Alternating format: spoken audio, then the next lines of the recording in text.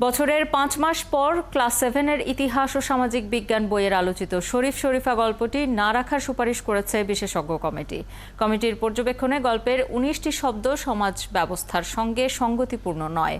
এদিকে শিক্ষা মন্ত্রণালয়ের সিদ্ধান্ত মতো ব্যবস্থা নেয়ার অপেক্ষায় এনসিটিবি। আর শিক্ষকরা বলছেন, পুরোপুরি বাদ না দিয়ে গল্পটির উপস্থাপনার ধরনে বদলের দরকার ছিল। শারমিন নীরার রিপোর্ট। বছরের শুরুতেই শিক্ষার্থীদের হাতে বই আসার পর কিছু বিষয় নিয়ে সরব হয় সামাজিক যোগাযোগ মাধ্যম।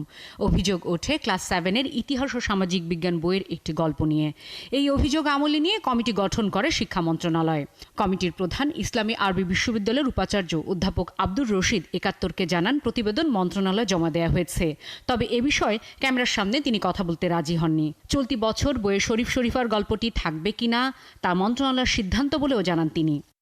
এদিকে পাঠ্যপুস্তক বোর্ড চেয়ারম্যান মনে করেন গল্পটি চলতি বছর থাকবে, তবে মন্ত্রণালয়ের চূড়ান্ত সিদ্ধান্তর অপেক্ষায় এনসিটিভি। এটা তো আমার কাছে দেয় নাই, যদি করেন আমার কাছে তো আসবেই, পরে আমি না আপনাদেরকে বলবো। এবছর তো পড়বেই, এবছর তো আর কারেকশনে যায়নি, এবছরটা তো আছেই। শিক্ষকরা বলছেন, পুরোপুরি বাদ না দিয়ে গল্পের উপস্থাপনার ধরনে বদল আনা যেতে পারত।